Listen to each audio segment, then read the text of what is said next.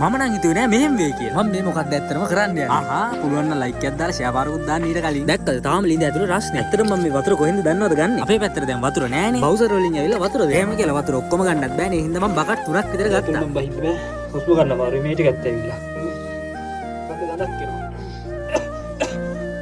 ඇත්තටම දැන් නම් ලිඳ ඇතුලේ ඔක්සිජන් පොඩ්ඩක්වත් නෑ. ඒකටත් දෙමු හොඳ වැඩක්. මොනේ ගන්න අමාරු.